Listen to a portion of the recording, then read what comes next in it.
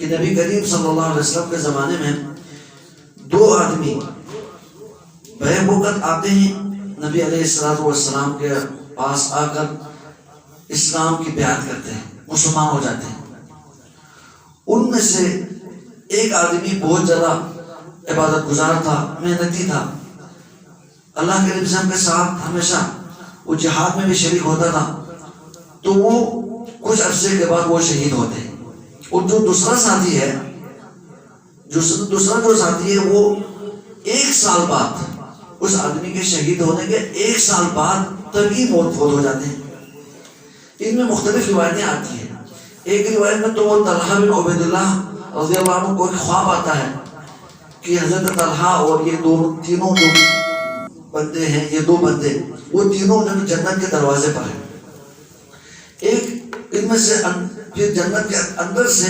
ایک بندہ باہر نکلتا ہے، اور وہ جو بعد میں جو طبعی موت 1 سال بعد جو فوت ہوئے ہیں اسے پکڑ کر پھر جنت میں لے کے جاتے ہیں، شہید باہر ہے۔ پھر اس کو اندر چھوڑ کر پھر اس دوسرے بندے کو پکڑ کر جنت میں لے کے جاتے ہیں، اور حضرت طلحہ بن عبید اللہ کے لیے کہتے ہیں کہ ابھی آپ کا ٹائم باقی ہے، آپ واپس جائیں، یہ کہتے ہیں۔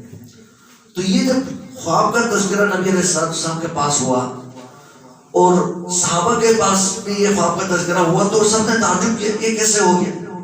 یہ جو بعد میں 1 سال بعد جو طبعی موت فوت ہوئے ہیں، وہ تو اس کو اتنا ٹائم بھی زیادہ نہیں ملا، وقت بھی زیادہ نہیں ملا عبادت کرنے کے لیے، اور اس کو ایک شہادت کا موقع بھی نہیں ملا، جبکہ پہلے جو اس کے جو ساتھی ہیں جو بیع وقت ساتھ مسلمان ہوئے تھے، اس کو تو شہادت کا درجہ ملا۔ تو جب نبی علیہ السلام کے ہاں جب صحابہ کا تعجب کرنا، یہ تبصرہ جب سامنے آیا، تو آپ علیہ السلام نے فرمایا کہ تمہیں تو اس بات پر تعجب ہے،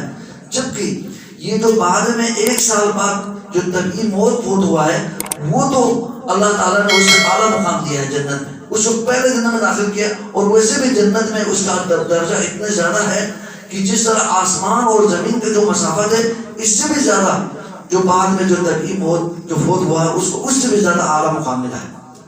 پھر آپ نے اس کی وجہ اور سبب یہ بیان فرمایا کہ اس نے کتنی نمازیں پڑھی ہوگی، کتنے سجدے کیا ہوگا۔ جو ایک شہید تو ہو گیا، شہادت کا مقام تو ملا، لیکن اس کے بعد 1 سال جو زندہ رہا ہے اس نے کتنی عبادت کی ہوگی، کتنی نمازیں پڑھی ہوگی، اور خاص طور پر آپ نے یہ تذکرہ فرمایا وَأَدْرَكَ رمضان،